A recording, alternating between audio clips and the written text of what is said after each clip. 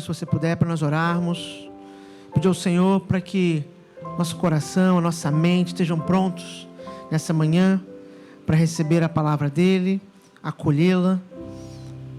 Feche seus olhos, vamos falar com o Senhor. Deus bendito, nessa manhã nos encontramos aqui, ó Pai.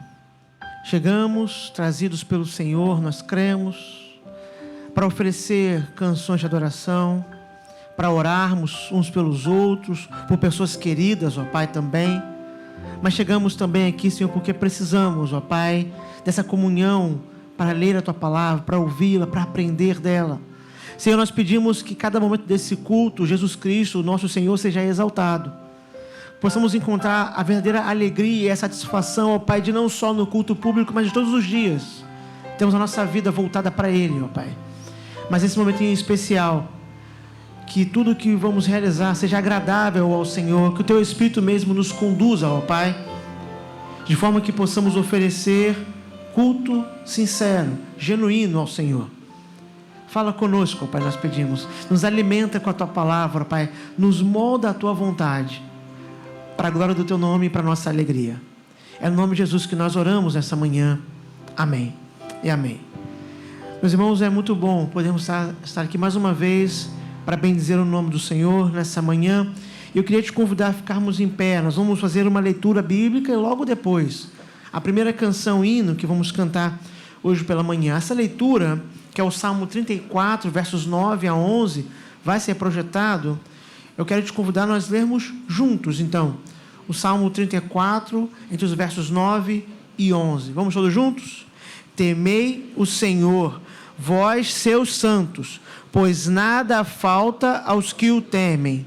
Os leãozinhos têm necessidades e passam fome, mas não faltará bem algum aos que buscam o Senhor. Vinde, filhos, escutai-me, e eu vos ensinarei o temor do Senhor. Deus mesmo, pelo seu Espírito, nos ensina o temor do seu nome, e por isso nós bendizemos o Senhor. Ele é sustentador, Ele tem cuidado de nós. Vamos entoar o primeiro hino dessa manhã, exaltando o nosso Deus, o Senhor, nosso Deus e Pai.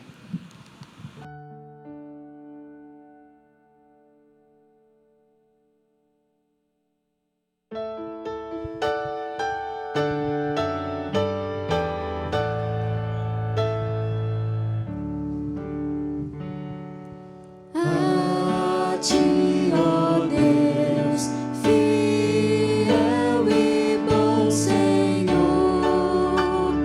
eterno.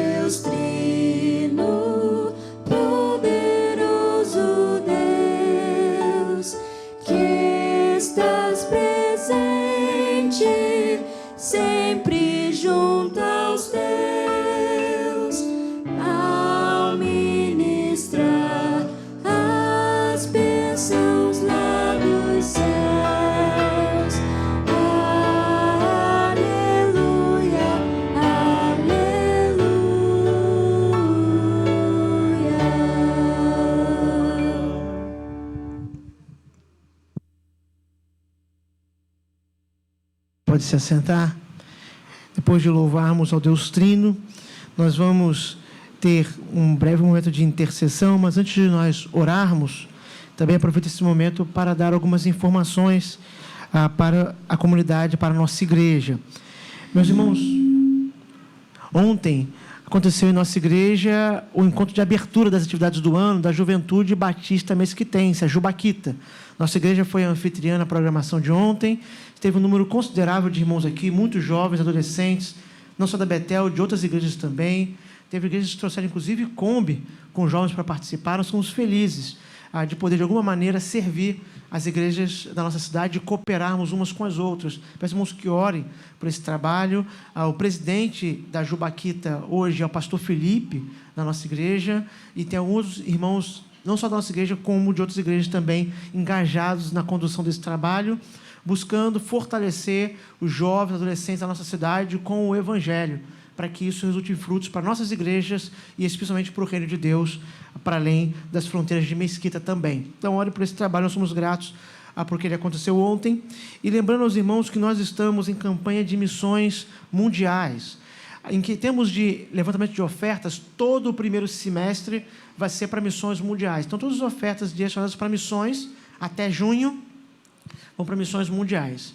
Mas esse mês de março, em especial, se encerrando hoje, todos os domingos pela manhã, nós temos cultos especiais, nós estivemos orando, falando sobre missões mundiais e também ouvindo a mensagem do Evangelho para que a igreja entenda o seu papel, o seu lugar, se engajando com a obra missionária.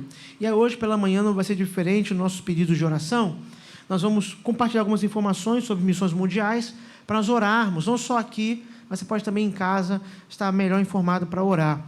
Nós já oramos por missionários e pelo trabalho missionário na Ucrânia no primeiro domingo, mencionamos alguns pastores nominalmente, vamos continuar orando.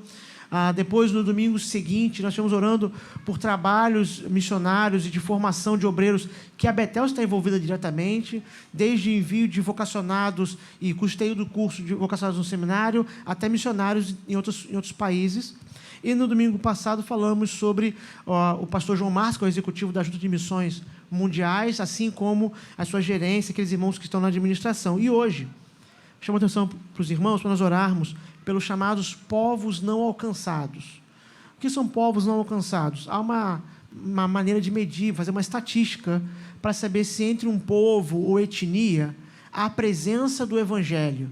Há níveis, é claro, diferentes de presença, desde ter a Bíblia traduzida completa para aquele idioma até não ter nenhum versículo. Então, há diferentes gradações para saber se uma nação, um povo, uma etnia tem a presença do Evangelho, se há igreja, se não há, se há missionário, se é proibido. Mas hoje se estima que há mais de 7 mil povos não alcançados no mundo. A população aproximada desses povos somados é 4,5 bilhão de pessoas. Então, mais de 4 bilhões de pessoas são considerados povos não alcançados. Nós estamos falando de algo em torno da metade da população da Terra são povos não alcançados.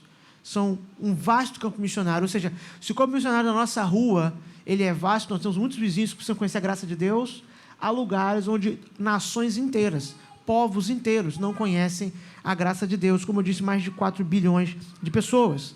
Desses, para vocês terem uma ideia, 17% não têm a Bíblia completa ainda no seu idioma. Alguns têm frações, livros, porções, mas 17% não têm a Bíblia plena, completa. 46% desses povos não alcançados não têm liberdade religiosa. Quando um povo é não alcançado é porque há razões para isso. Uma delas é essa. 46% não tem liberdade religiosa nenhuma, ou seja, são povos, são etnias onde as pessoas não podem decidir o caminho que elas seguirão sob a sua fé. 46%. Se pensarmos em termos de restrição ou desafios, são mais de 80% desses povos não alcançados tem lugares onde há resistência ou desafio para pregar o Evangelho. Vamos terem uma ideia? Entre esses povos não alcançados, ou seja, essas 4,5 bilhões de pessoas, 82% estão em lugares onde é proibido pregar o Evangelho ou onde há séria restrição para se começar novos trabalhos de pregação do Evangelho. 82% dos povos não alcançados, ou seja, mais de 3 bilhões e meio de pessoas, quase 4 bilhões de pessoas estão em lugares onde o Evangelho não chegou, não é só porque ninguém não vai, é porque é difícil até de chegar e permanecer.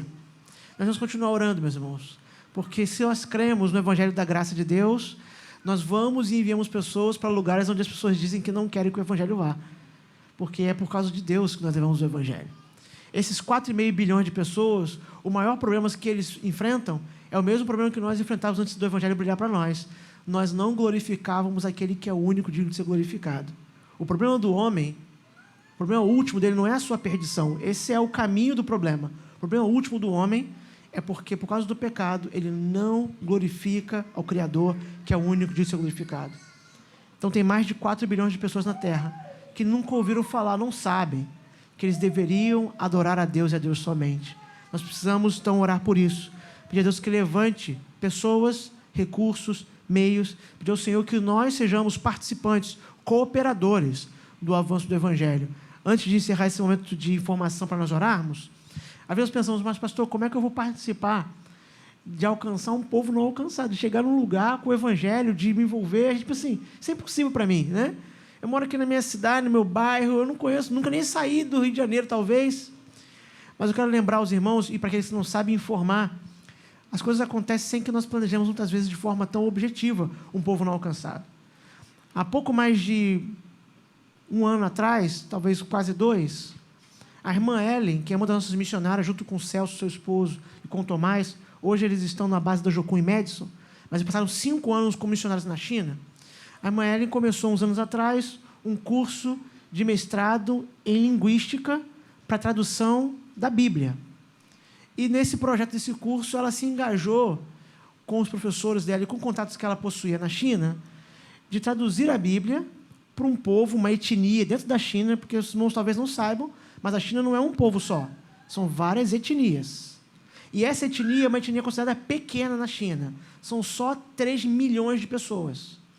Porque é pouco isso na China, né? 3 milhões de pessoas é um bairro na China. É uma etnia. 3 milhões de pessoas que não tinham nenhum versículo bíblico traduzido. Não é a Bíblia completa, eles não tinham nenhum versículo.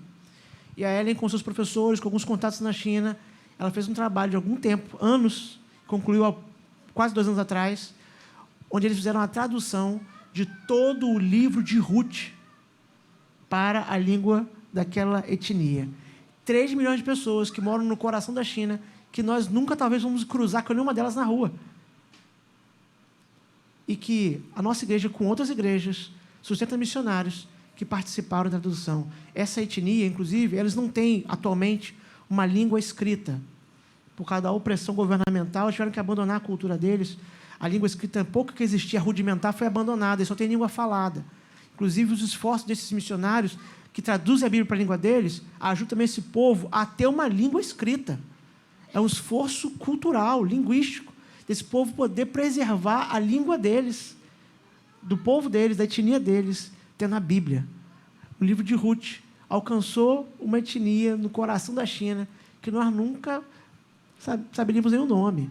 Nós não saberíamos apontar onde eles moram no mapa, mas Deus usa pessoas como nós para orar, para ofertar, para cooperar, para que pessoas sejam enviadas para essa missão tão específica e um povo não alcançado receba um livro da Bíblia inteiro, em áudio, na língua deles, e depois escrito, registrado.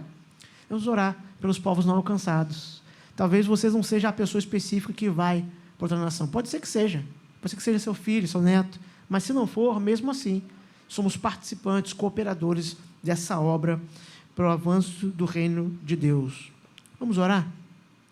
Pedir ao Senhor que conduza a pregação do Evangelho às nações. Nosso Pai, Senhor nosso Deus, o mundo para nós é tão vasto, mas a Bíblia diz que as nações são como grãos de areia para o Senhor, os oceanos como gotas de água. Tudo que é vasto e imenso para nós, comparado com a imensidão do Senhor, é pequeno. O Senhor também conhece todas as nações, todas as etnias do mundo, todas as línguas, muitas talvez que nós não tenhamos ideias que existem, mas o Senhor conhece, sabe. Entre as nações, ó Pai, há tantos povos, sem a proclamação do Evangelho. culturas, nações inteiras, que não sabem que deveriam se curvar diante do Senhor e prestar adoração somente ao Senhor, que não sabem a satisfação e a alegria de ouvir sobre a graça do Senhor, sobre Jesus Cristo, o teu Filho, enviado por pessoas comuns como nós e eles. Ó Pai, nós te pedimos que por meio das agências missionárias, como a nossa Junta de Missões Mundiais, as igrejas, o teu povo, ó Pai, possam se engajar com o avanço do Evangelho, começando em nossas cidades e bairros, mas indo até os confins da terra.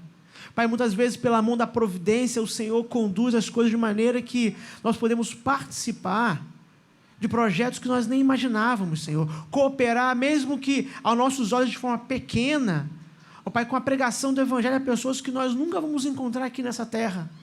Mas nós cremos que o teu Filho, que é o herdeiro de toda a criação, tem, ó Pai, entre essas nações, ovelhas dele. Ó Pai, por isso nós pedimos que o Evangelho da Graça seja espalhado e que nós tenhamos a alegria de sermos participantes, cooperadores, para que essa mensagem, a mensagem do amor manifesto em Cristo, que chama homens e mulheres ao arrependimento, independente da sua etnia, cultura ou língua, que essa mensagem seja levada até os confins da terra, Senhor. Ó Pai, isso nós pedimos não por nós, mas porque nosso desejo é que o teu nome seja exaltado em toda a terra. Ó Pai, que a glória do teu nome se espalhe para cumprir as palavras do profeta, por meio da pregação do Evangelho, para que ela cubra então todas as nações, toda tribo e toda língua, ó Pai. Pai, essas coisas nós pedimos, no nome santo e poderoso de Jesus. Amém. Queria te convidar para a leitura bíblica, vamos ficar de pé. Essa leitura vai ser alternada e vai ser também projetada, é um salmo inteiro, é o salmo de número 96. Eu vou ler o primeiro e todos os versos ímpares, e os irmãos, então, leem os pares. Assim, então, nos diz a palavra de Deus. Cantai um cântico novo ao Senhor, cantai ao Senhor todos os moradores da terra. Cantai ao Senhor, bendizei o seu nome, dia após dia, proclamai a sua salvação. Anunciai sua glória entre as nações e suas maravilhas entre todos os povos.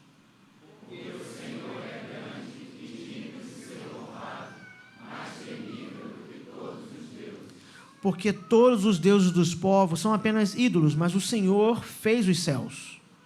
Glória e majestade estão diante dele, a força e formosura do seu santuário. Tributai ao Senhor, ó família dos povos, tributai glória e força ao Senhor.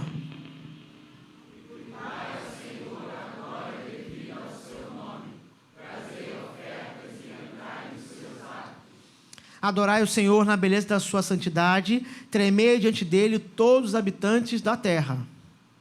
Dizei entre as nações, o Senhor reina, ele firmou o mundo, para que não seja abalado, ele julgará os povos com justiça. Alegrem-se os céus e regozije-se a terra, ruja o mar e tudo que nele existe.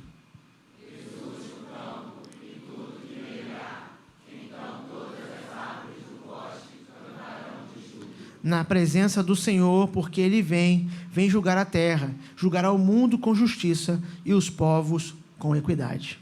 Vamos então cumprir essa convocação do salmista e cantar ao Senhor cânticos de adoração ao nome dEle.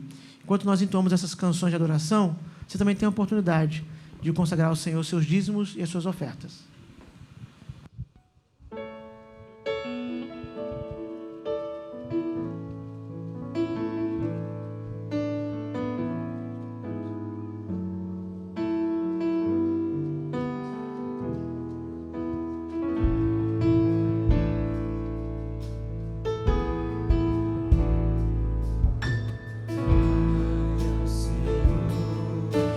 Cântico novo, cantai ao Senhor, todas as terras, cantai ao Senhor, bendizei o seu nome, proclamai a sua salvação, anunciai entre as nações a sua glória entre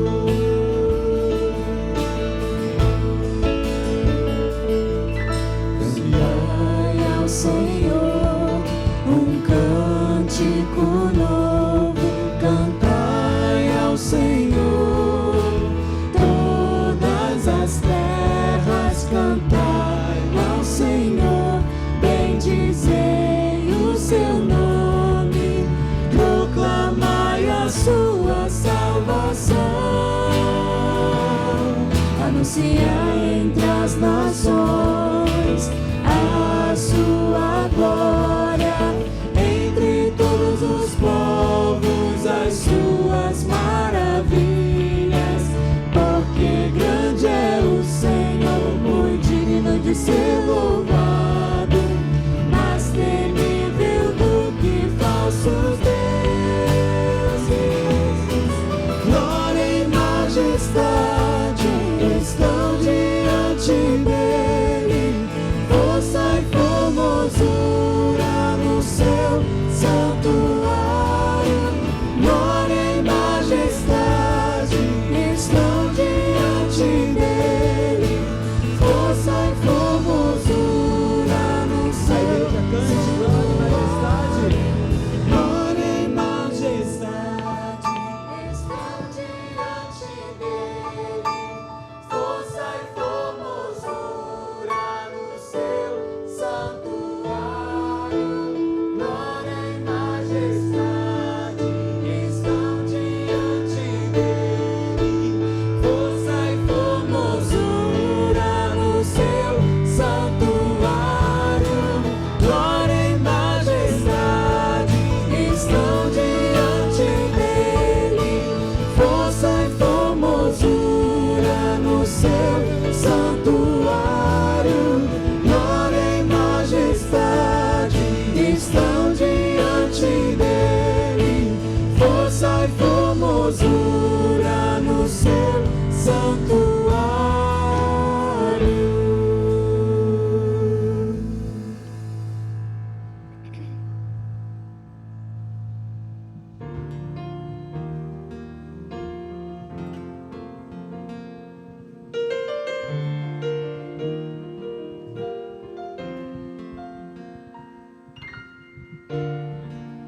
Como agradecer o que fez por mim e pelo que fará.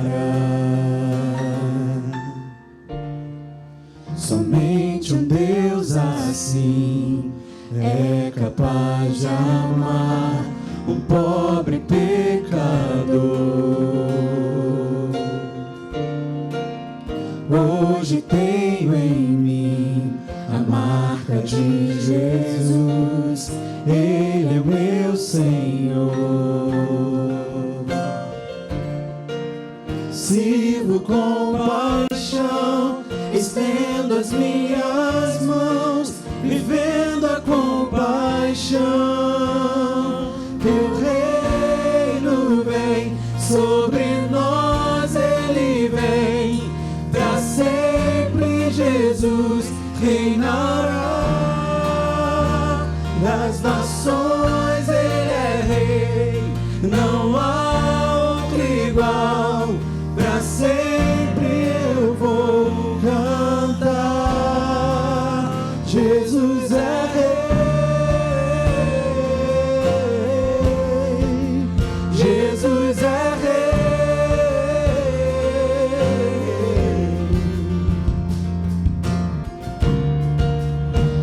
Hoje tenho em mim a marca de Jesus, Ele é meu Senhor.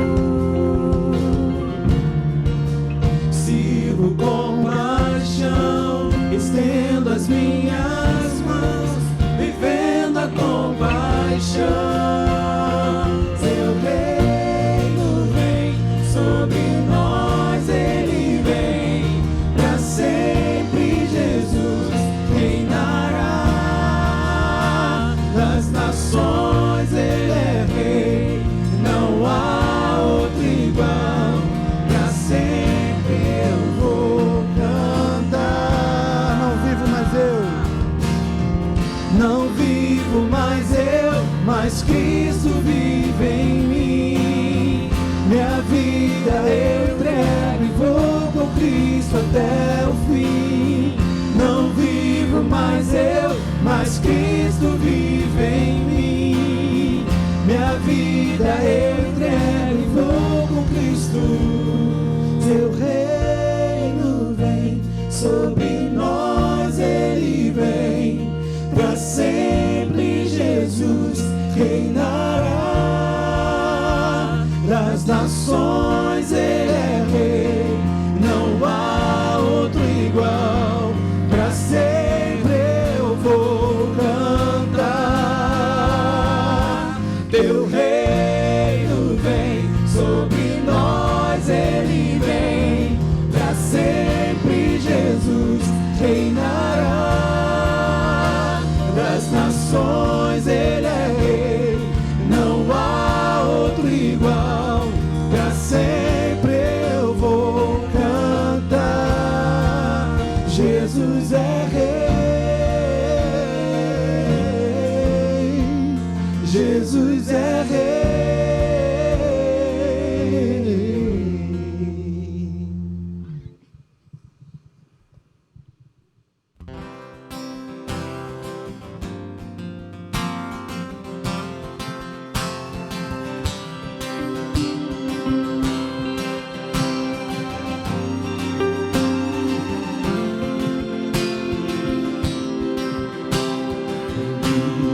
Seja Deus e Pai de Cristo o Senhor, no Filho dos céus derramou suas bênçãos sobre nós, e por os santos para Deus nos destinou a ser, pra sempre assim nos adotou em Cristo Filho seu.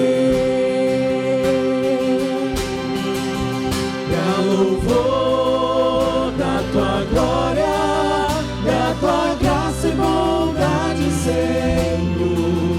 Pra louvor da tua glória, Deus e Salvador. Bendito seja Deus e Pai, que em Cristo a graça traz.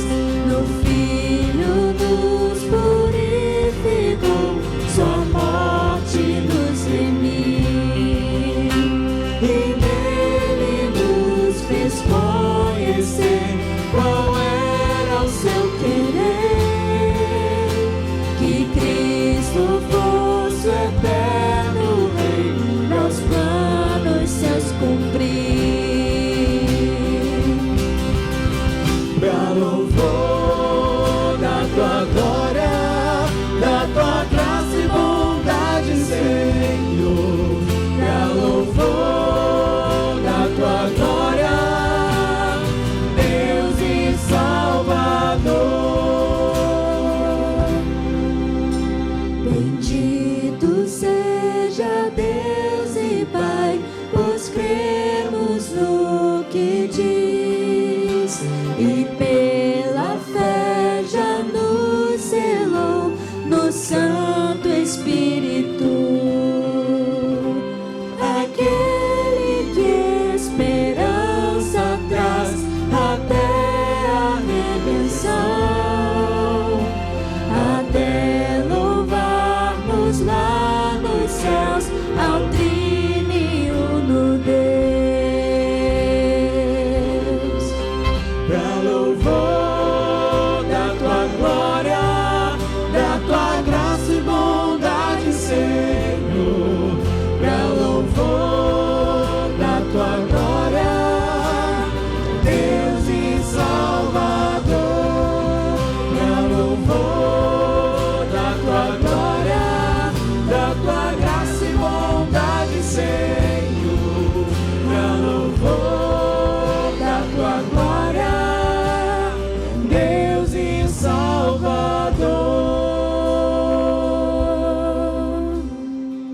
Por isso estamos aqui, Senhor, reunidos nessa manhã, como parte do corpo de Cristo, para o louvor da tua glória, onde reconhecemos quem tu és, onde declaramos quem tu és.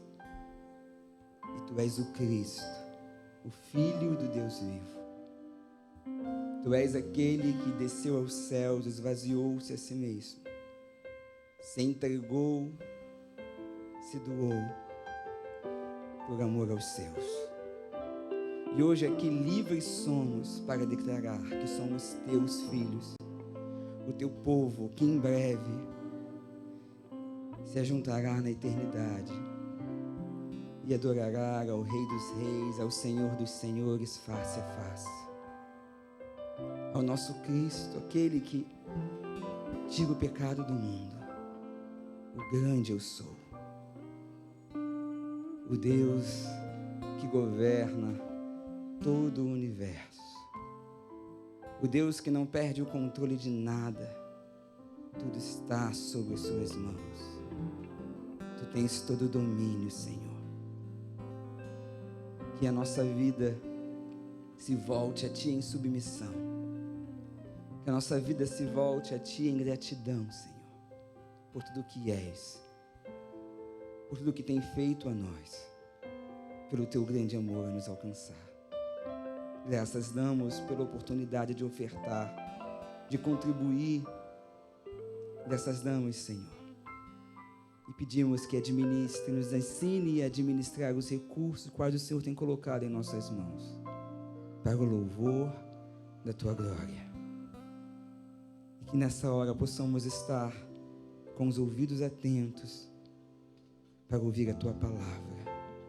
E que a Tua palavra venha de encontro ao nosso coração, à nossa mente, à nossa alma, trazendo vida e revelando Cristo a nós, a nossa única esperança. Em Cristo Jesus oramos. Amém.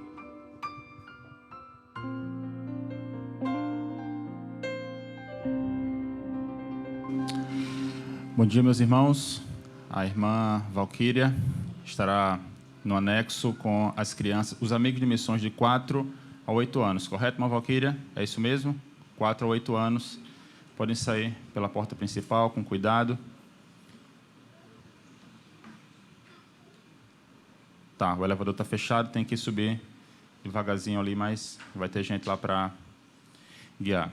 Irmãos, minha missão hoje, nessa manhã, é apresentar o pregador. Queria convidá-lo aqui, o Igor, pastor Igor Botelho, pastor da Igreja Centenário dos Batistas, ali em Duque de Caxias, foi meu contemporâneo no seminário. O Igor é um amigo querido, escritor, professor no curso de Programa de Formação Missionária de uma de nossas juntas missionárias. É uma alegria para nós tê-lo aqui nessa manhã, um servo do Senhor, alguém que expõe muito bem a Escritura. É a nossa oração, Igor, que Deus te abençoe nessa manhã, use você para glorificar o nome dEle, para nos edificar, tá bom? Deus te abençoe. Meu querido, obrigado. Bom dia, meus irmãos.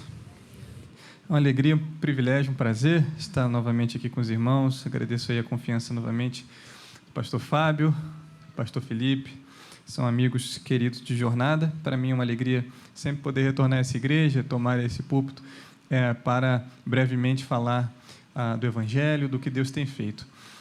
E como os irmãos já puderam perceber, né, o pastor Fábio me disse que a ênfase desse mês, né, tem sido uma ênfase missionária. Eu estou aqui para falar um pouco do meu envolvimento missionário e também para pregar o Evangelho. Então, eu quero agradecer mais uma vez ao convite dos irmãos e a confiança, e eu gostaria apenas de explicar a dinâmica que nós teremos aqui nesse momento. Eu vou, nos primeiros minutos, expor algumas fotos e falar do meu envolvimento com o trabalho missionário, e logo após nós vamos abrir o texto bíblico e expor um texto, aplicando também para as nossas vidas de acordo com a ênfase, com a temática desejada.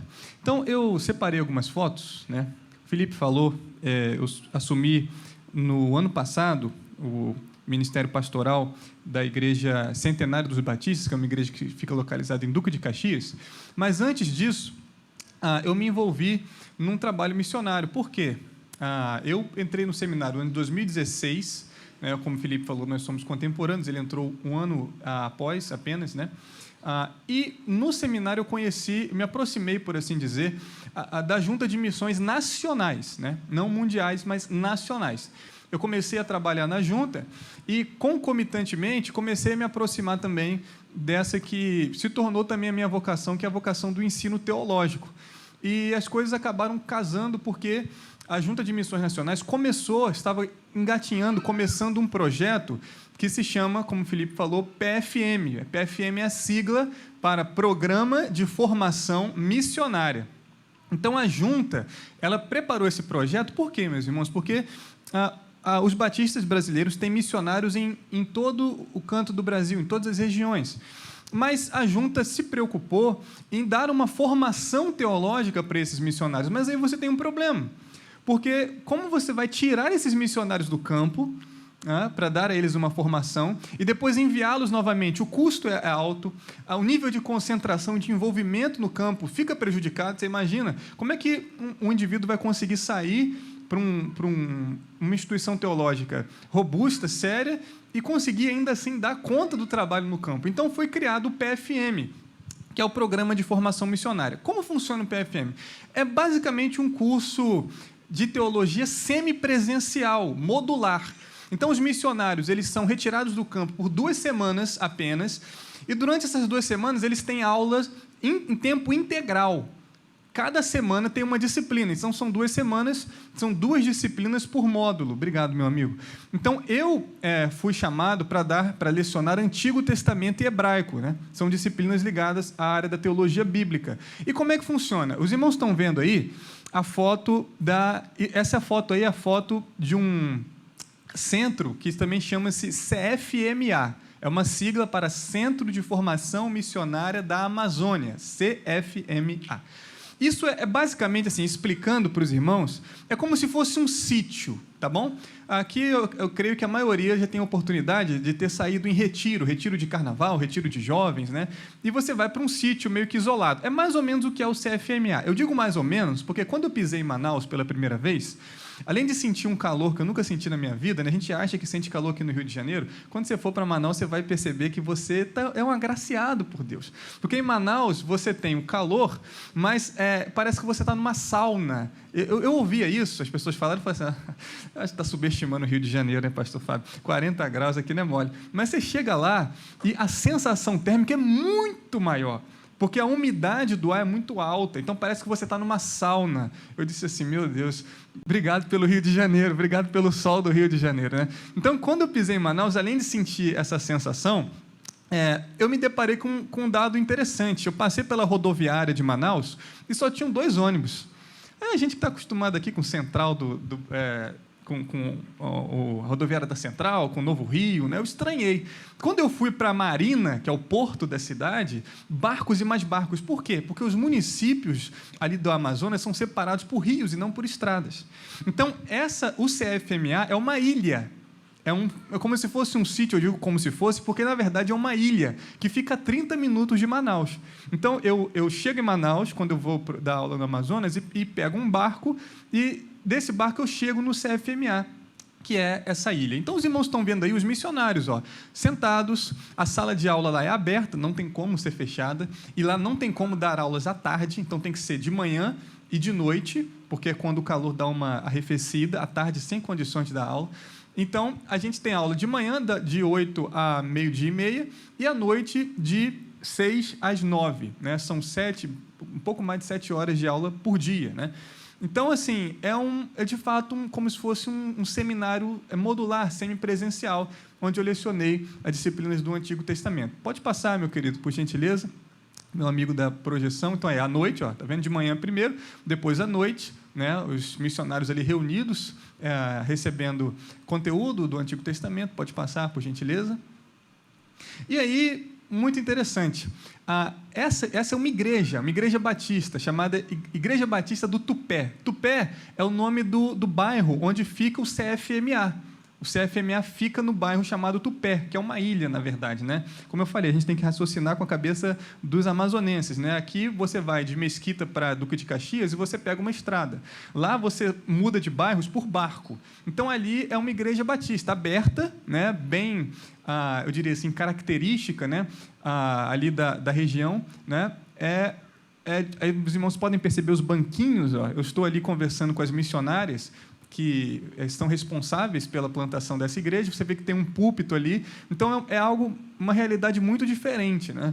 Inclusive, a junta está modificando um pouco o modelo, está procurando fazer mais os templos fechados, porque esses templos abertos, apesar de serem próprios, de acordo com a característica do local, ele tem trazido muitos problemas, por causa de chuva, pela concentração, né? Mas, via de regra, o trabalho começou com esse templo aberto, que estão fechando assim por agora. Pode passar, por gentileza?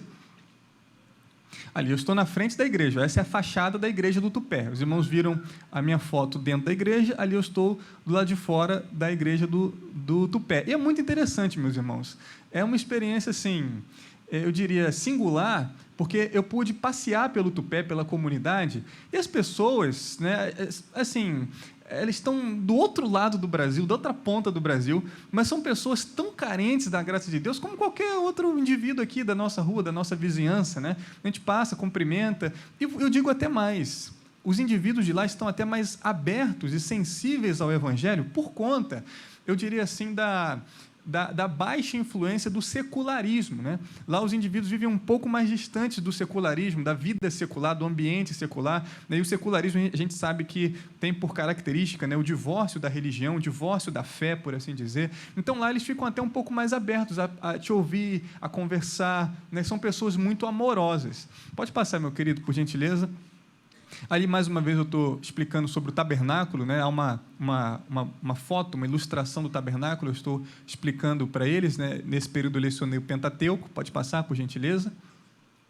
Aí, iniciando o livro de Deuteronômio, né? E você pode ver que ali, pastor Fábio, eu estou sem as minhas vestes sacerdotais, porque não tem como estar vestido de sacerdote lá em Manaus. Você precisa usar uma roupa leve, não tem como, não tem jeito. Pode passar, por gentileza. Aí, já muda o local, né? Então, primeiro eu fui para Manaus, fui lecionar o Antigo Testamento em Manaus, e aí já é uma igreja em Petrolina, no sertão nordestino, né? Os irmãos, mesma dinâmica, os missionários são retirados por um breve período, por 2 semanas do seu campo, e se concentram, no caso do Nordeste, em Petrolina. Petrolina é um local muito estratégico, porque é divisa com Juazeiro, na Bahia, e tem um aeroporto, né? Petrolina tem um aeroporto e Juazeiro tem, talvez, salvo engano, uma das 2 ou 3 maiores rodoviárias do Nordeste. Então, é um lugar muito estratégico para se realizar o PFM.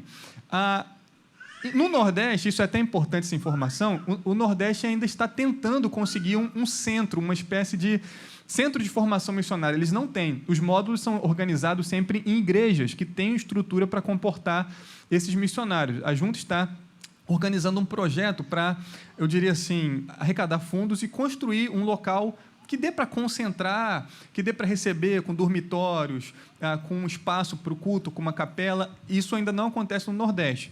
Só para os irmãos entenderem, o projeto Amazônia, ele é mais longevo, né? Ele é mais antigo, por assim dizer, do que o projeto Sertão. Por isso, a Amazônia, ela é modelo, né, para tudo. O que mais acontece? A Junta tem tentado reproduzir o modelo da Amazônia no Pantanal, no Cerrado, no sul do Brasil, e já conseguiu reproduzir parte dele no Nordeste. Tá? Agora estão tentando reproduzir no Pantanal, Mato Grosso do Sul, e no Cerrado, em Goiás. Há também um projeto para o sul do Brasil, mas eles ainda estão engatinhando nisso. O projeto Amazônia começou em 2010, né? Então é muito mais antigo. O Sertão começou em 2014. Né? Então, essa foto eu estou lecionando para os missionários do Sertão, em Petrolina. Pode passar, meu querido, por gentileza. Aí, eu tirei uma foto no anoitecer, né, no entardecer ali do sertão, e é muito interessante. Já o clima no sertão, ele é bem parecido com o clima do Rio de Janeiro. A única diferença é que lá o ambiente é muito aberto, né? Aqui tem muito prédio, muita casa. Então, eu fiquei com muita dor de cabeça no sertão, porque a luminosidade, a luz do sol, ela está contigo o tempo todo. Então, eu fiquei com muita dificuldade nisso. Os irmãos podem ver que as casas são muito isoladas de um canto para o outro, né? Aí você vê que o espaço lá é tudo aberto. Essa foto eu tirei da varanda, não, né? Do terreno da igreja, por assim dizer, onde eu estava lecionando. Pode passar, meu querido, por gentileza. Essa é a igreja onde eu lecionei. A igreja, ela fica a cerca de 25, 30 minutos do centro. A igreja fica no sertão mesmo, num lugar chamado Carnaíba do Sertão. Tá? Então, a igreja também é bem simples, bem rústica, né? Os irmãos percebem que os próprios limites da igreja são limites com bambu, com madeira, né? Esses são os irmãos chegando para o culto do domingo. Eu preguei também no culto do domingo. Pode passar, meu querido, por gentileza. A próxima foto. O culto nessa oportunidade foi do lado de fora, porque a pandemia ainda estava em voga, e esperava-se uma presença maior por conta da concentração de missionários de outras regiões. Então, o culto foi do lado de fora, os irmãos podem ver o cercadinho de madeira, ó, né? E eu preguei ali nessa oportunidade. Pode passar, por gentileza? A próxima foto. Aí eu tirei a foto dos bodes, né? Bode, a gente teve que lidar com isso no sertão também, os bodes comendo lixo, plástico, os bodes às vezes ficam invocados, né? Então, assim, são peculiaridades. Em Manaus, você tem uma peculiaridade do jacaré, que eu não tirei foto, tá? Ainda bem, eu não encontrei com ele para tirar foto, mas no sertão você tem os bodes, né? São muito característicos. E engraçado, quando eu fui em Manaus, eu tenho um vídeo que eu não trouxe aqui porque ele é um pouco longo, né? Para não comprometer o tempo da mensagem, mas eu gravei um vídeo em Manaus passeando pelo lago que cerca a ilha do Tupé.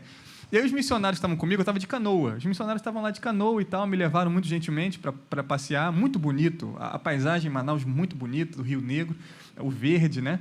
E aí eles estavam falando para mim, à noite, o jacaré fica bem ali, professor. Eu falei assim, mas só à noite?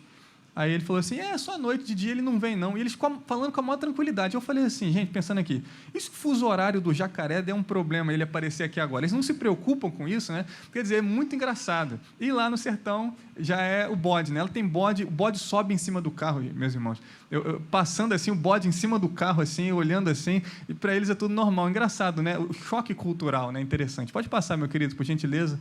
Nós já estamos encerrando a exposição aí de dia, né?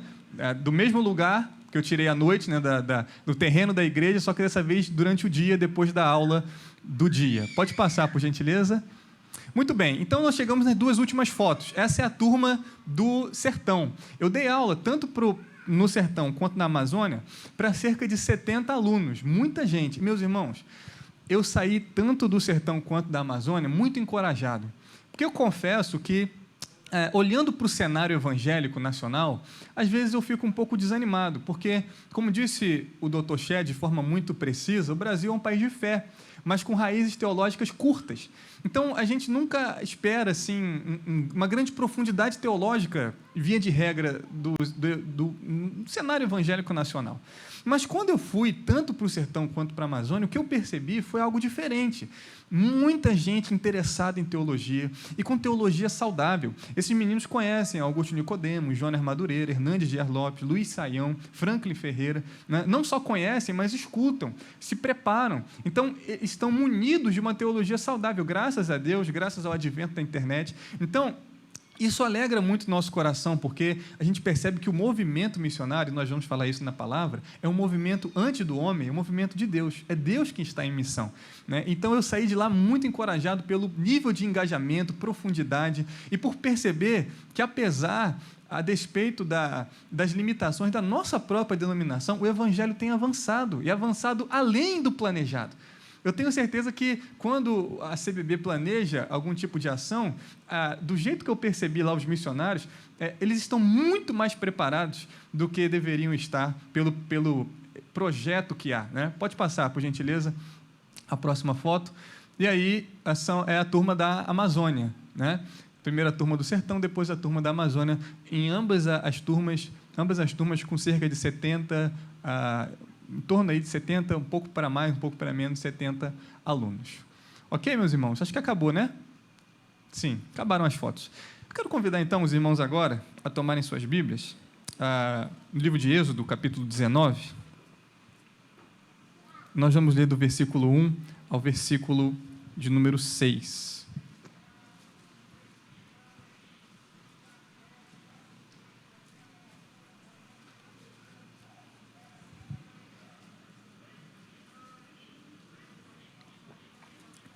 Seguindo aqui a nossa proposta de ênfase missionária.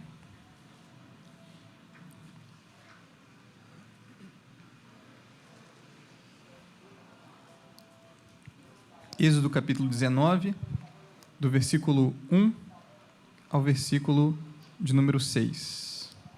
Nós vamos ler, logo após vamos fazer uma breve oração e expor o texto nesta manhã. Diz assim a palavra do Senhor. No terceiro mês da saída dos filhos de Israel da terra do Egito, no primeiro dia desse mês, vieram ao deserto do Sinai. Tendo partido de Refidim, vieram ao deserto do Sinai, no qual se acamparam.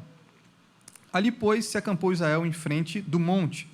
Subiu Moisés a Deus, e do monte o Senhor o chamou e lhe disse: Assim falarás à casa de Jacó e anunciarás aos filhos de Israel: Tendes visto o que fiz aos egípcios, como vos levei sobre asas de águia e vos cheguei a mim. Agora, pois, se diligentemente ouvirdes a minha voz e guardardes a minha aliança, então sereis a minha propriedade peculiar dentre todos os povos, porque toda a terra é minha. Vós me sereis reino de sacerdotes e nação santa.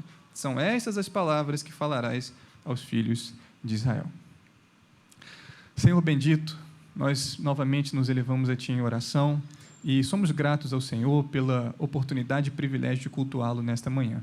Obrigado pelas orações que já podemos dirigir ao Senhor, pelos cânticos que também foram dirigidos em exaltação e pela oportunidade, Senhor Deus, de mencionarmos aqui os avanços missionários na nossa nação. Mas, ó Deus, nós sabemos que o que alimenta o nosso espírito, que o que edifica a nossa alma é a palavra do Senhor. E por isso eu te peço que nessa manhã, mais uma vez, o Senhor fale ao coração da Tua igreja, para que ela saia daqui, ó Deus, saciada, para que ela saia daqui alimentada pelo Senhor e para que o Teu nome, mais uma vez, seja glorificado. É a nossa oração que fazemos em Cristo Jesus.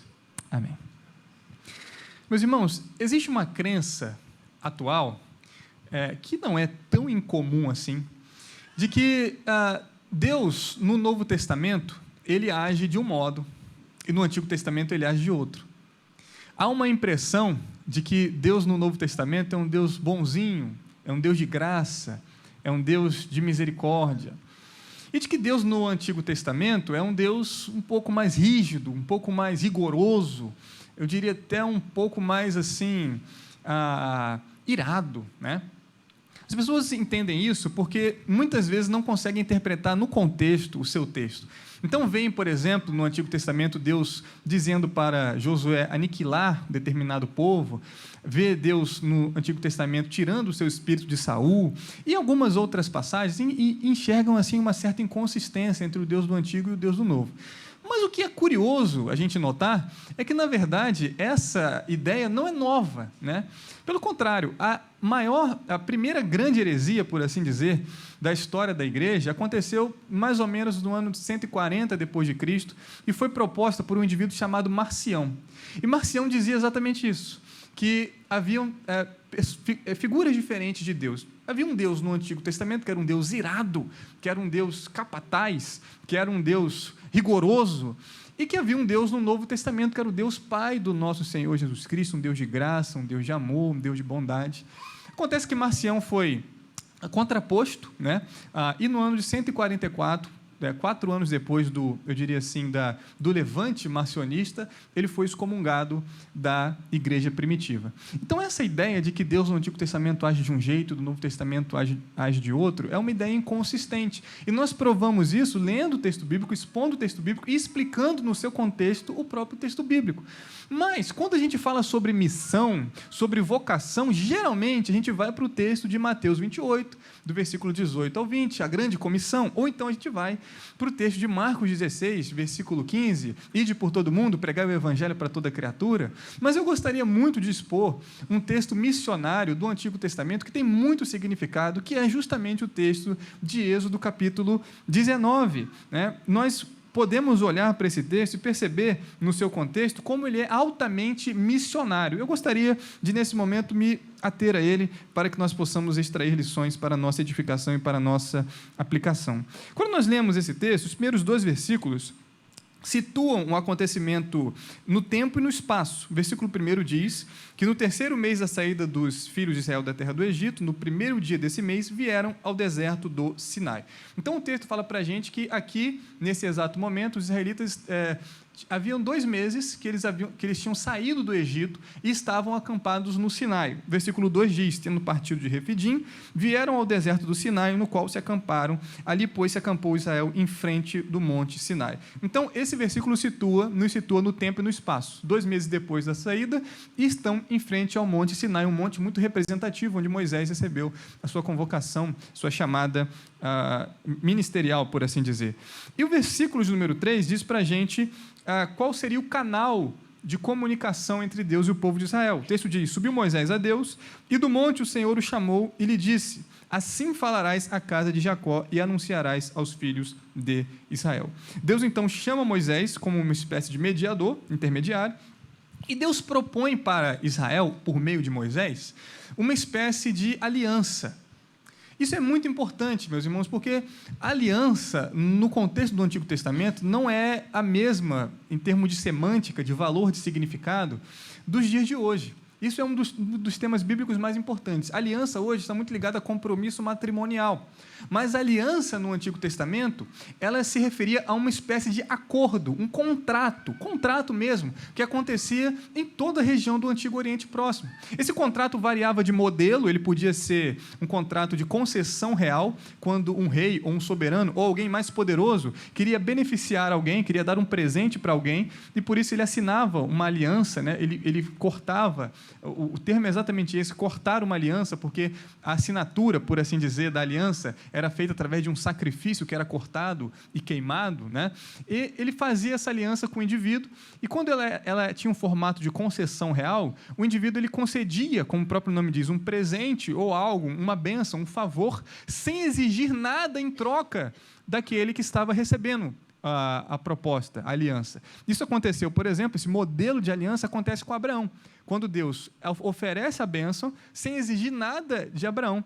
Com Davi também é a mesma coisa. Segundo Samuel capítulo 7, nós percebemos Deus fazendo uma aliança com Davi, onde Deus não requer nada de Davi.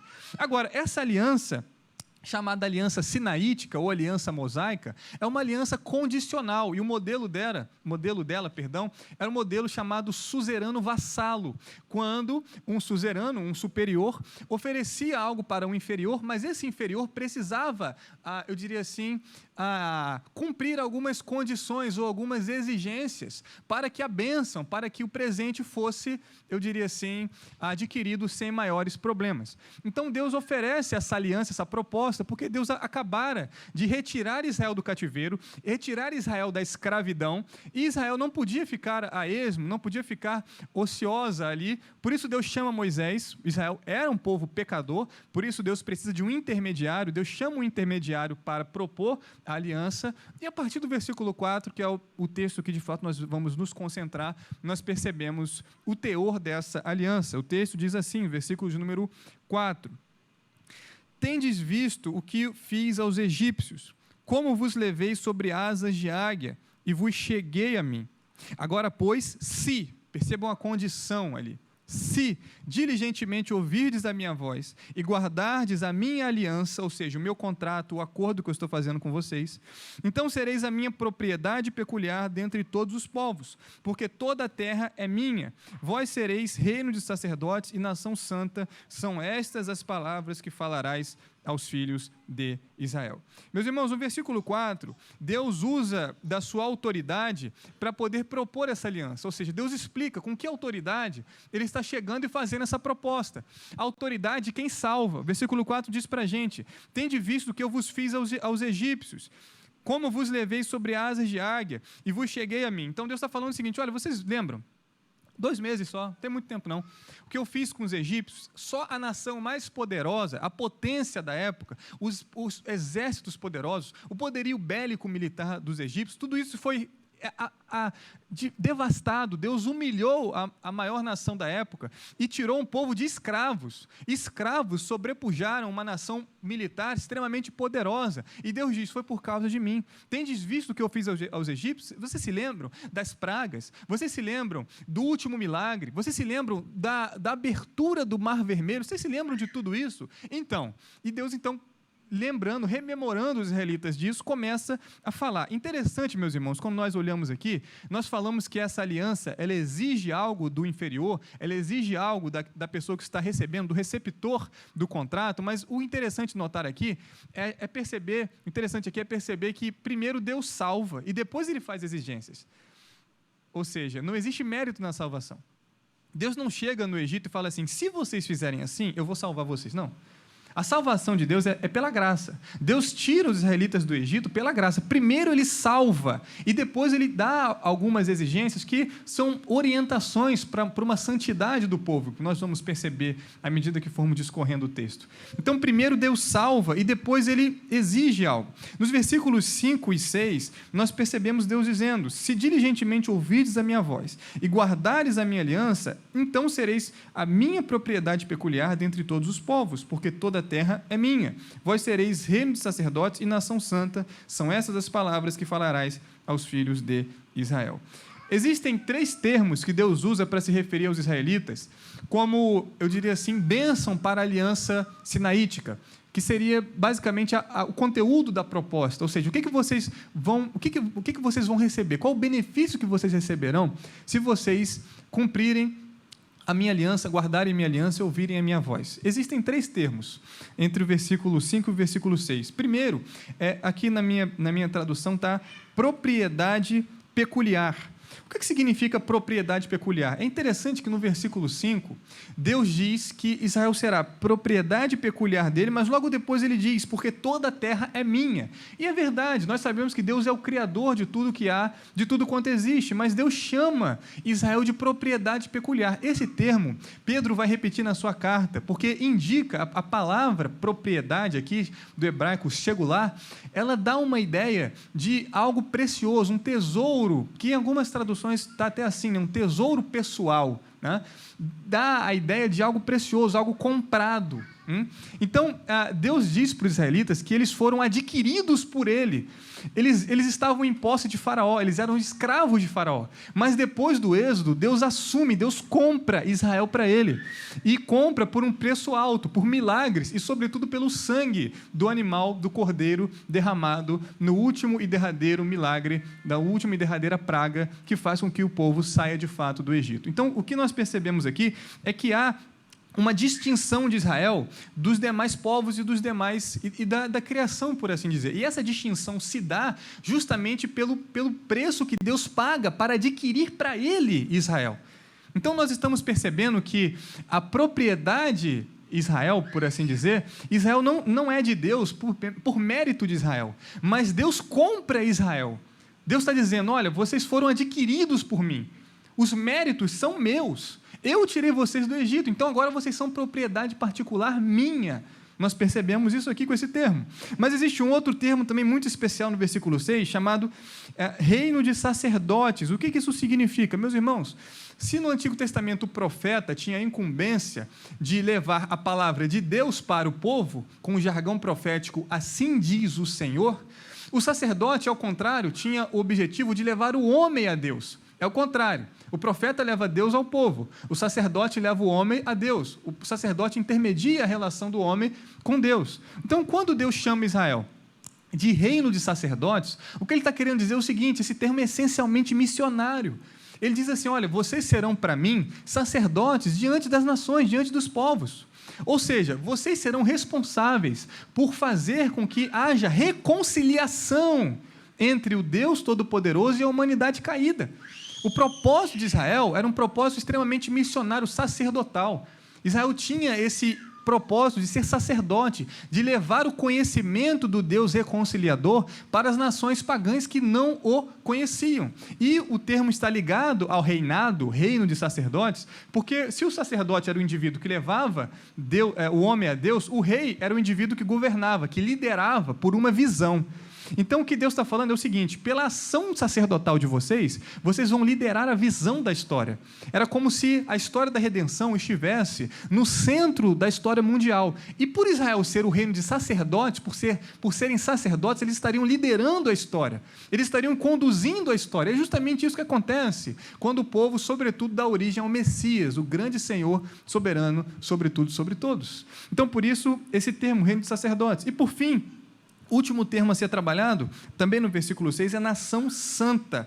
O que significa nação santa? Se aproxima muito da propriedade peculiar. A única diferença é que a nação santa não faz menção a um preço pago ou uma preciosidade adquirida. Mas a nação santa tão somente faz menção a um povo, a uma nação separada com um propósito. Isso é muito importante, porque eu não sei qual é ou qual foi a experiência dos irmãos, mas quando a gente está na classe aprendendo o que é santidade, o que é ser santo, geralmente a gente tem uma definição de que ser santo é ser separado, é ou não é? Ser santo é ser separado.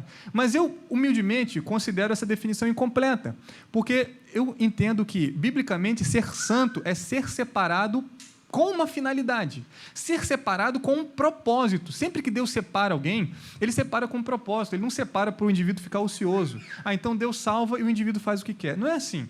Não, Deus salva, Deus resgata e Ele dá um propósito à santidade. Os sacerdotes eram separados do povo com um propósito de servir. Então havia sempre uma finalidade, havia sempre um propósito. Israel, então, é a nação separada para servir a Deus com um propósito. Que propósito é esse? Levar o conhecimento do Deus reconciliador com toda a humanidade, com os povos pagãos. Muito bem, meus queridos, mas dito isso, eu gostaria de deixar aqui 3 aplicações e 3 lições desse texto para a nossa edificação, para as nossas vidas. A primeira aplicação que eu gostaria de deixar para os irmãos é a seguinte: Deus não nos salva para o ócio. Deus não nos salva para o ócio. Nós somos separados com um propósito. Quando Deus salva Israel do Egito, da escravidão, Ele não salva para Israel dar continuidade à sua maneira para a sua vida. Deus não tira Israel do Egito, larga eles no deserto e fala assim: olha, agora vocês podem fazer o que quiser. Não é assim que funciona. Deus salva Israel do Egito, deixa muito claro que a salvação é um ato dele e diz o que eles devem fazer depois disso. Então, Deus não nos salva, Deus não salva ninguém para o ócio. E é impressionante, meus irmãos, nós compararmos esse texto de Êxodo 19 com a dinâmica do Novo Testamento. Se no Êxodo Deus paga um preço, que é o preço dos milagres, um preço das pragas e o próprio preço do sangue que é derramado para que o povo saia do Egito, no Novo Testamento o sangue do próprio Deus homem é derramado na cruz do Calvário, e como Pedro fala, esse sangue foi digamos assim, o agente de compra para o povo adquirido, a igreja do Senhor. Então, se por um lado Deus salva o povo do Egito com o Êxodo através da sua ação salvífica, no Novo Testamento, na Nova Aliança, nós somos salvos também por uma ação salvífica, mas uma ação salvífica mais plena, uma ação salvífica completa, que é, sobretudo, efetuada no sangue de Cristo na cruz do Calvário. Então, como Pedro diz, nós fomos comprados com um precioso sangue, com o maior dos milagres superiores aos milagres do Êxodo. Nós fomos salvos pelo precioso sangue de Cristo derramado na cruz do Calvário por mim e por você. Por isso, meus queridos, nós não fomos salvos para o ócio. Deus não nos salvou para ficarmos à toa. Criou-se uma cultura na igreja evangélica brasileira que quem trabalha é o pastor, quem trabalha é o diácono, quem trabalha é o professor, quem trabalha é quem tem um título. Isso não é verdade. Deus, já no Antigo Testamento, diz que Israel deveria ser um reino de sacerdotes. Ele atribui sacerdotes oficiais para a liturgia judaica, a fim, pedagogicamente, de comunicar a proposta de redenção, mas a grande ideia ali é que cada israelita tinha função de revelar o Deus reconciliador. E é muito interessante quando, por exemplo, a gente percebe, segundo Reis capítulo 5, a menina que nem é nomeada, ela não era sacerdote, ela não era nada, ela era uma reclusa, ela era uma refugiada, ela era uma escrava na casa de Naamã, mas ela diz assim: quem dera se o meu Senhor conhecesse o profeta que está em Samaria, se referindo a Eliseu. A menina era uma israelita, e por assim dizer, era uma pessoa apta para falar do Deus de Israel para a humanidade caída, para Naamã. E só porque a menina abriu a boca dela e falou, Naamã pôde não só ser curado, mas ser reconciliado com o Deus Criador dos céus e da terra. Por isso, meus irmãos, Deus, primeiro, não nos chamou para ficarmos à toa. Deus não nos chamou para o ócio. Nós temos a tendência, e isso é perfeitamente compreensível, de ficarmos maravilhados com a eternidade, com o encontro que nós teremos com o nosso Senhor, mas as consequências da salvação já começam aqui, internamente, porque nós sentimos paz ao sermos reconciliados com Deus, mas nós temos o privilégio de trabalhar em prol do reino de Deus. O pastor Fábio falou aqui que a igreja Betel de Mesquita, você que é membro de Betel de Mesquita, você é um agente de transformação daquela comunidade chinesa de 3 milhões de pessoas, porque você está contribuindo, porque você está orando, porque você, como diz na dinâmica do Carey, está segurando as cordas dos missionários que lá estiveram traduzindo aquele texto. Então, perceba o privilégio de ser um agente de transformação da realidade. Meus irmãos, pensem comigo, quando nós olhamos para os prédios de Dubai, para o Cristo Redentor, para a Torre Eiffel, ou para qualquer outro monumento, eu diria assim, belo, né, da nossa sociedade, quando Cristo voltar e o juízo vier, aquilo vai acabar. Todo o trabalho de engenharia, de arquitetura, acabou, num estalar de dedos. Agora, uma alma que é reconciliada com o Criador dos céus e da terra, ela dá frutos eternos. Os frutos são eternos, porque fica para toda a eternidade. Você, quando é um agente de transformação da graça de Deus, você pode ser um agente para mudar o destino eterno de uma alma. Isso não é pouca coisa. Por isso, Deus não nos chama para o ócio, Deus não nos chama para ficarmos confortáveis, mas Deus nos chama para o trabalho, Deus nos chama para uma vocação, e a nossa vocação principal, é verdade que Deus nos dá dons, diferentes talentos, mas a vocação que todo cristão tem, né, e ele não tem desculpa, todo cristão tem, é de fazer discípulos do Evangelho de Cristo. Por isso não tem a ver com dom, isso tem a ver com vocação a partir do momento que Deus te resgata e te livra da morte eterna. Por isso, meus irmãos, a primeira aplicação para as nossas vidas, quando nós olhamos para esse texto, assim como Deus retirou Israel do Egito e deu para eles uma função, deu para eles uma finalidade, deu para eles uma missão para serem reinos de sacerdotes, nós recebemos essa mesma missão de sermos sacerdotes de Cristo na comunicação e na proclamação do Evangelho. E aí eu faço uma pergunta, eu gosto muito de, lá na Igreja Centenária dos Batistas, fazer algumas perguntas retóricas, não para serem respondidas, mas para que o indivíduo mesmo possa responder a si mesmo. E eu pergunto para os irmãos, como você tem sido esse agente? Porque com certeza você conhece alguém que ou não ouviu falar do Evangelho, ou ouviu falar, mas ainda não se rendeu a Cristo. E você pode ser um agente de transformação. Não somos nós que convertemos, não somos nós que convencemos, mas nós somos instrumentos de Deus para que pessoas sejam alcançadas. Então, você pode orar por essa pessoa, você pode se relacionar com essa pessoa, criar vínculos, criar relacionamentos, tomar um café com ela e, de fato, desejar, pedir a Deus que essa pessoa seja alcançada pela graça de Deus. Você tem esse privilégio, sabe por quê? Porque um dia você também foi alcançado pela graça de Deus. Deus não nos chama para o ócio, Deus nos chama para o santo sacerdócio. Vamos para a próxima aplicação, a segunda aplicação desse texto. Se a primeira aplicação está na lição de que Deus não nos salva para o ócio, a segunda é que o êxito da missão depende do nosso relacionamento com Deus. Isso também é muito importante. Ou seja, Deus nos resgata, Deus nos livra da morte, né? E Ele nos chama para o serviço, para a adoração. O propósito principal de se fazer missões não é primeiramente resgatar vidas do inferno, mas é adorar ao Senhor. Deus é mais glorificado quando mais pessoas o conhecem e estão reconciliadas com Ele. Então, Deus nos chama para o serviço, e parte do serviço, você adora a Deus e você serve a Deus quando você testemunha dEle para as pessoas que não o conhecem. Mas o êxito dessa missão não depende de você. O êxito dessa missão depende, sobretudo, do seu relacionamento com o Senhor. Porque perceba, no versículo 5 nós lemos, olha o que diz o texto. Agora, pois, se... é uma conjunção que denota condição. Se diligentemente ouvirdes a minha voz e guardardes a minha aliança, então sereis a minha propriedade peculiar dentre todos os povos, porque toda a terra é minha. Vós sereis reino de sacerdote e nação santa. Existe uma condição. Qual é a condição? A condição é ouvir a voz do Senhor e guardar a sua aliança.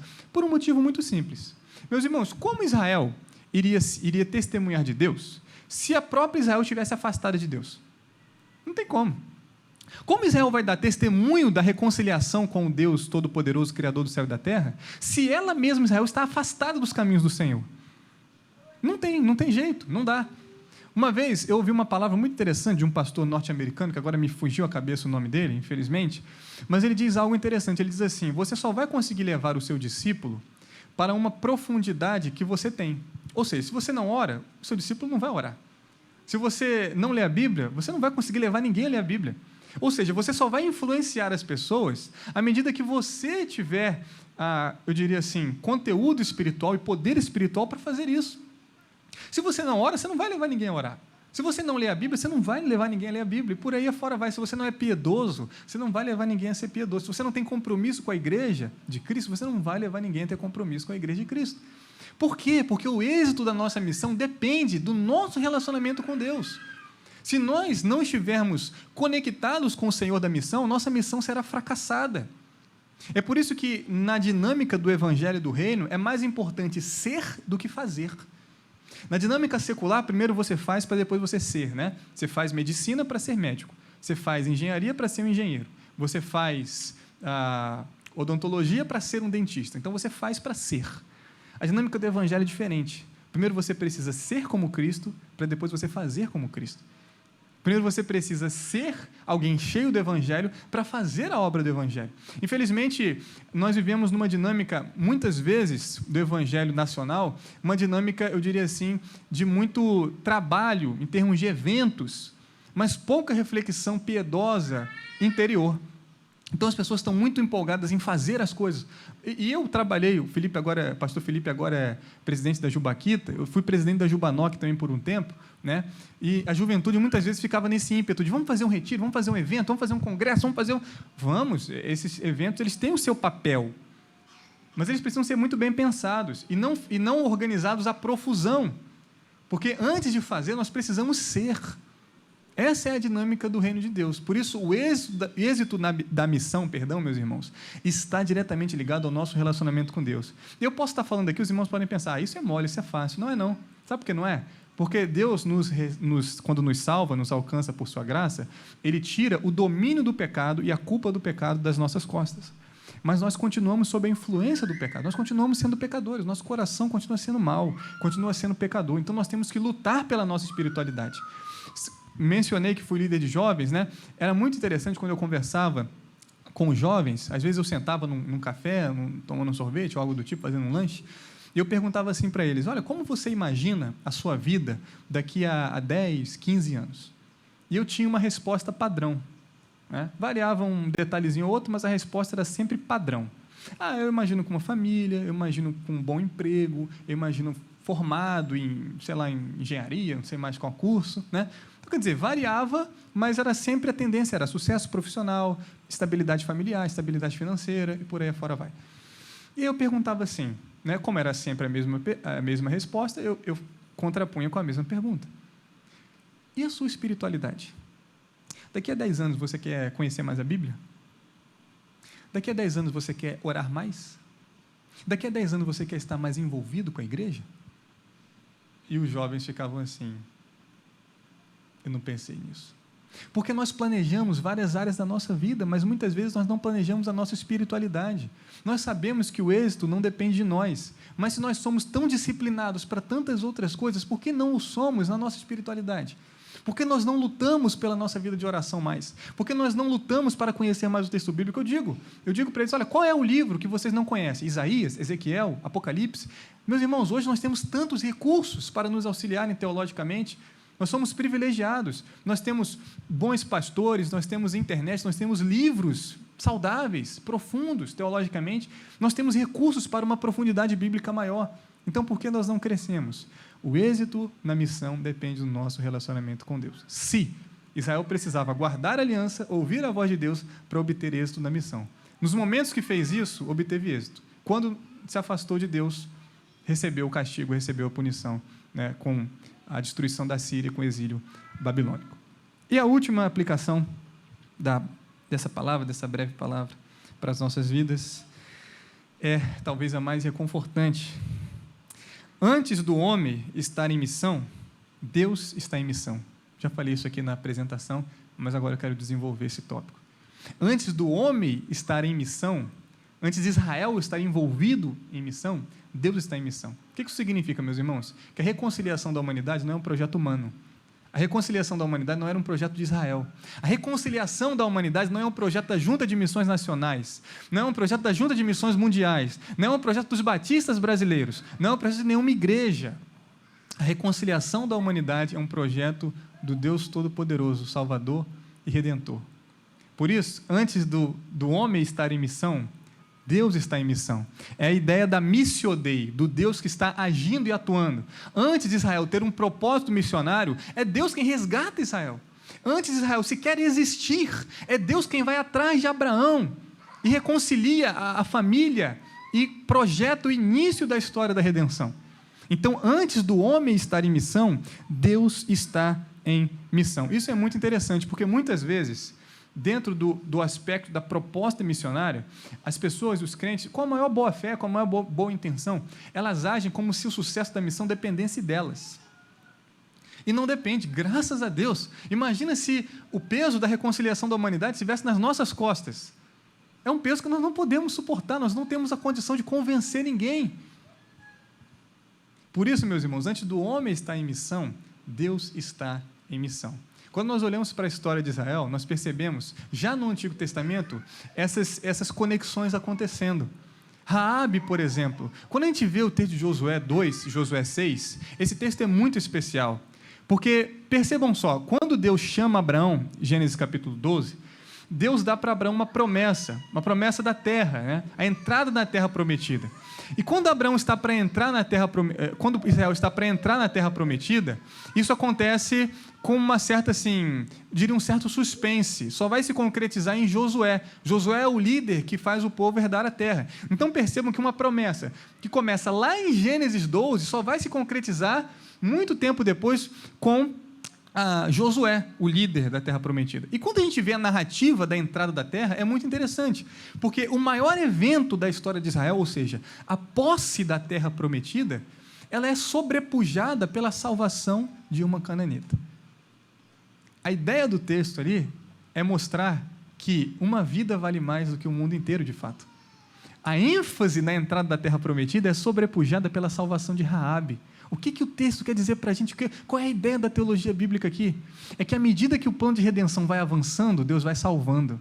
A ideia de Deus não é terra. A terra é um propósito. A terra é um instrumento, uma ferramenta. Mas o propósito maior não é a entrada na terra. O propósito maior é a glória de Deus entre as nações, que é revelada quando Deus vai sendo conhecido, testemunhado e adorado. Por isso, meus irmãos, antes de Israel, do homem, antes de nós estarmos em missão, Deus está em missão. Nós precisamos apenas reconhecer o privilégio de estarmos envolvidos, engajados na missão que Deus tem de reconciliação da humanidade. Isso nos dá uma segurança muito grande. Qual é? Que o Evangelho, no fim, ele triunfará. A grande questão não é se o Evangelho irá ou não triunfar, mas a grande questão é qual será o nosso nível de engajamento no triunfo glorioso do Evangelho da graça de Deus. Deus abençoe a nossa vida, Deus abençoe o nosso coração. Vamos orar?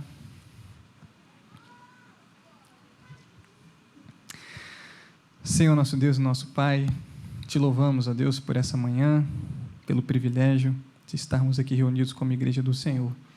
Te louvamos, ó Deus, antes de tudo, porque um dia aprove o Senhor se revelar a nós e nos livrar, ó Deus, de um futuro tenebroso, de tristeza, de angústia, de perdição. Te louvamos porque, por Tua graça, um dia podemos ter nossos olhos abertos espiritualmente e conhecer, ó Deus, o gracioso Evangelho do Senhor Jesus Cristo.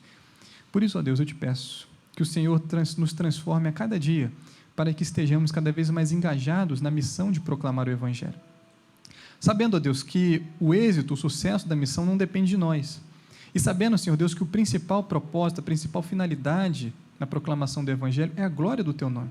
Por isso, ó Deus, que a glória do nome do Senhor seja um motivo suficiente para nos impulsionar a pregar a Tua palavra, a fazer o Senhor conhecido, a expor o Evangelho para um número cada vez maior de pessoas, mas que também a alegria do nosso coração seja grande ao podermos testemunhar mudanças de vidas, Pessoas que viviam perdidas, ó Deus, e quando conheceram o Evangelho do Senhor, mudaram completamente a rota, mudaram completamente a postura, a alegria, ó Deus, e a certeza de viver com um propósito. Ó Deus, abençoa a Igreja Batista Betel de Mesquita, abençoa o pastor Fábio, o pastor Felipe, que o Senhor continue revigorando o êxito, ó Deus, revigorando o ânimo, melhor dizendo, missionário desta igreja, para que ela continue sendo usada como instrumento em Tuas mãos para a proclamação do Evangelho e para a glória do Teu nome. Obrigado pelo privilégio que temos. Ó Deus, o Senhor sabe quão pecadores nós somos. O Senhor sabe que não merecemos nada, que não somos dignos de nada, Senhor Deus.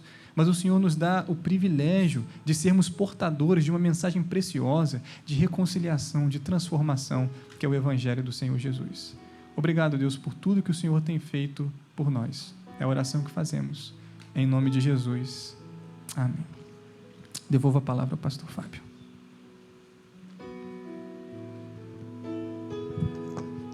Quero agradecer ao pastor Igor pela disposição de estar aqui conosco nessa manhã.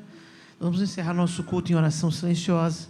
Desejo que essa palavra que nós ouvimos da parte do Senhor fique conosco, nos encoraje a nos envolvermos com essa missão que é de Deus, mas que Ele nos convoca a participarmos da expansão do Evangelho para que todos os povos conheçam o Criador e bendigam o seu santo nome. Deus abençoe, meus irmãos. Deus permitindo, à noite estaremos aqui às 19h30.